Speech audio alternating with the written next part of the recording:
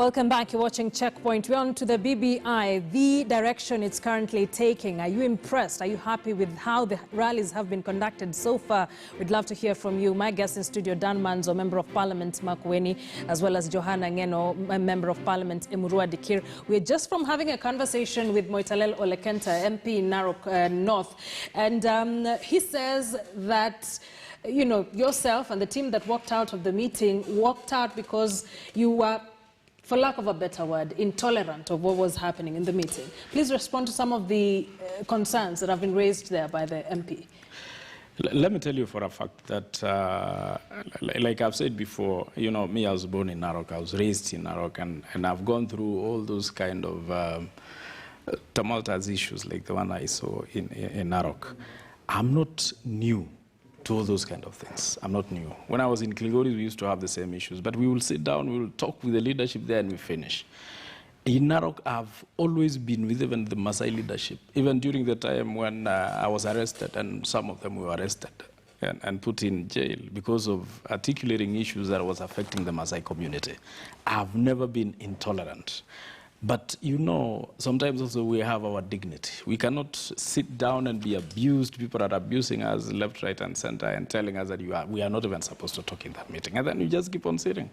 We also wanted to show our solidarity with the way, with the MCA who was ejected out. And Moitalel knows that. He was sitting with me. And I would wish leaders to be leaders. And let me tell you this.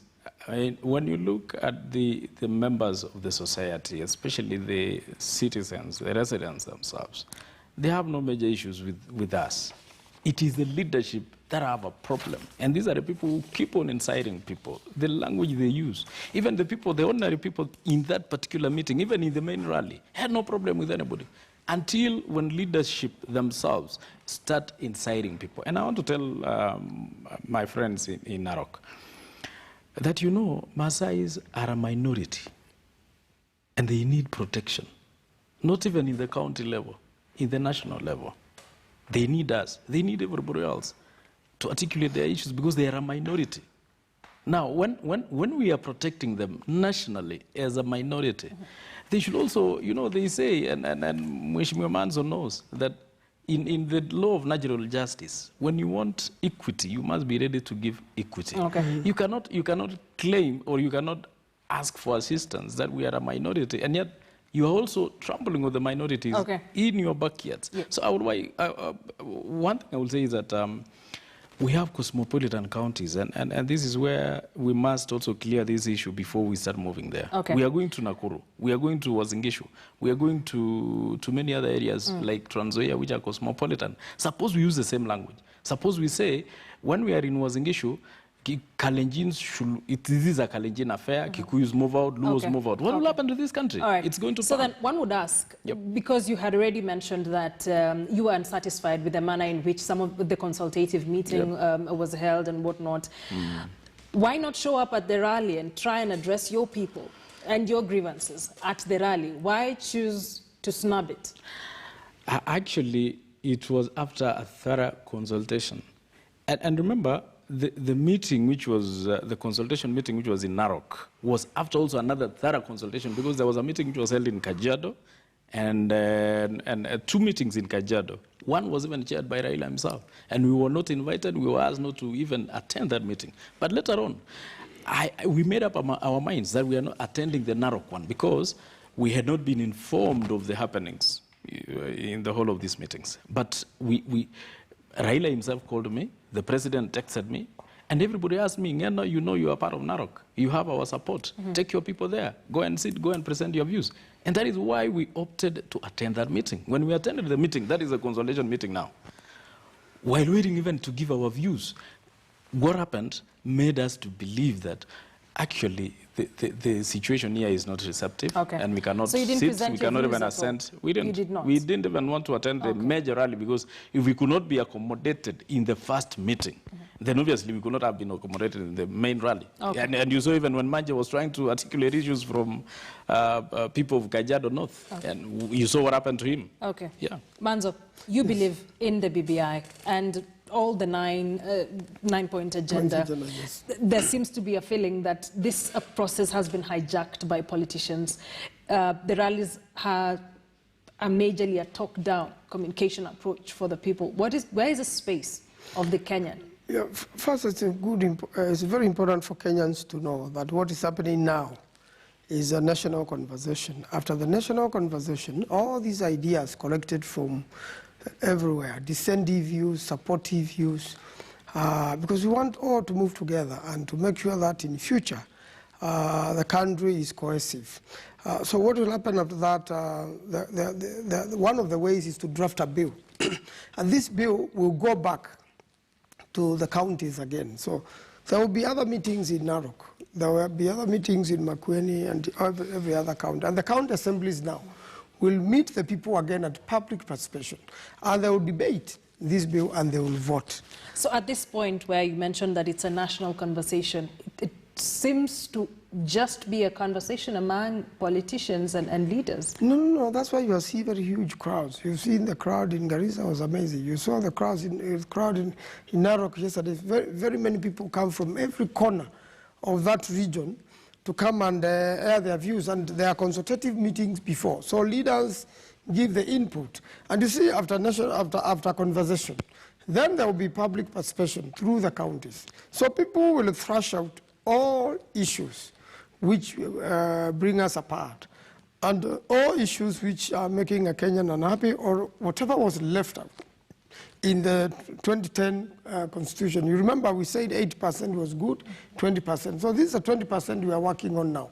And you know, when a smith is working to make a sufuria, which will eventually cook for the people, there will be some noise.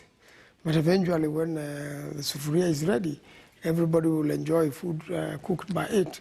And this is what we have tried to do. So you believe that Wanjiku is not being disenfranchised in this process? Is that what you're saying? I don't think so. It hasn't gotten to that level. And I believe whatever happened in Narok, which may not be pleasant, I'm sure will be thrashed out by the committee of experts. And something very nice will come out of this. Okay, you have something to say? Yeah, let me tell you about this, this BBI thing. When you look at it, actually, somebody who looks at it from outside would think it is the best opportunity for people to express themselves. But there are two things in this particular document. One, 3/4 of the proposals in this document are only meant for politicians, positions for politicians. It is only a quarter which goes towards the Mwananchi. When you say you believe in the BBI, what part of it then do you believe in? The politicians' part? Of course, I'm a politician, but you see, there are some parts which of course, which I told you, it is a quarter, which only deals with the matters to do with Raya. But the 3/4 part of it, like the expansion of the executive, creation of some positions, and all that, even putting members of parliament to be ministers, and even in the county assemblies, those are positions for politicians. I think that's but just you see, quarter. the quarter part of it, the quarter part of it is what goes for Raya. And the second thing, which I want you to look at even among the rallies, what exactly are we taking to the rallies? If really we wanted to have views of Wananchi, it should have been Haji and his committee to go around the country and collect views from the people, silently and in a very organized way. But you see, what we are doing with the rallies is we are already campaigning. So what we are doing with this document is not necessarily what the intention was. And unless, of course, we know from the Right Honorable Raila Odinga and the President himself, the intention of their handshake. But when you look at what is happening now, it's just campaigns. Campaigns have already started. People are just on the mood of campaign. When you look at even the proposals made in the rallies, it is just political proposals. No. What happens is this, and you saw in Garissa today, Haji was there, and the part of the BBI team was there. For every rally we are going, a document is being given to the experts. And that is a quarter part of it. And I want to differ with you on that particular, because I've read through this document and I listened to it in Bomas. The issue of leadership, the issue of elective positions is actually a quarter. And the rest is for the people. So, and again also, these leaders will eventually be elected by the people. And these constitutional amendments can only be voted in by the people. So I don't find anything wrong with the national conversation. It's very healthy, so that no one says we have never heard of this thing. And by the time every Kenyan goes to vote, they know what they are voting for, they know what are the issues, they know the issues from their region, they will see of our issues being presented as we gave them to the BBI team of experts. I'd like to get closing remarks. But quickly, do you think Kenyans are able to access, because you've said they're online, do you think Kenyans, even in the mashinani, are able to access this document and peruse through it and not rely on their leaders to tell them this document says this? Well, I think it's very important, and I believe the BBI team is working on that. There was an effort we saw last week after we made the presentations that Kenyans need this document. Yes. They publish it, they give it through the newspapers. You know, you have the statistics, how many Kenyans read newspapers, how many Kenyans go online. Okay. So we still need a simplified document in fact, distributed in every rally we go, so that every Kenyan who comes to that rally goes home. So as of now, it'd be right to say a lot of Kenyans in the villages are not very sure what's in this document. They have not seen this document. As closing remarks, going forward, what do you expect to see in the remaining rallies? I want to say that national conversation is healthy. We'll even have rallies in Makueni, Wote, on the 6th of March. We are going to Meru on 29th. And I think we'll eventually go to every region of this country, and there will be a national conversation. After the national conversation, then we expect the legal process to take place, and a bill drafted, and it will be debated again in the counties, and Kenyans will have another opportunity to make input. And we want to say that the idea of bringing together the country is a great idea. Okay. All leaders should support it, but whoever has a dissenting view, it should also be listened to. Closing remarks, do you think this is a national conversation going forward? What would it take to get you to attend the first BBI rally? One, if the BBI rallies take the direction which was meant to take, which is to look into the areas in the Constitution which people feel maybe it needs to be amended. And I must tell you, there's so many areas actually we need to look in the Constitution. Honestly, when we have a honest debate on this particular document, there are so many areas we need to look. But the problem is the direction this particular debate is taking. I'm telling you, the initiators of this particular debate were right. Oh. But along the way, some people have hijacked it and want to make it something else.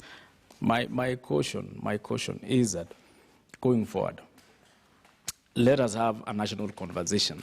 The question of the handshake should be real handshake, which includes everybody. I would wish to see a situation where Uhuru Kenyatta, William Ruto, Raila Odinga, Kalonzo Musyoka, Mudavadi, that is the kingpins, the leaders from different regions, sitting together and having a complete, honest debate on this particular matter. But this idea of trying to exclude others, the other time it was excluding other people on political lines. And then when it came to Narok, it started excluding other people on tribal lines. You know, when we take that direction, this thing is not going to go the right way. So I'm asking every Kenyan is that let us have a honest conversation on this particular document. And this document will heal this country if we make it cohesive. Thank you very much. As the spirit of the BBI. Thank you very much. I'd like to end it at that point. We don't have too much time.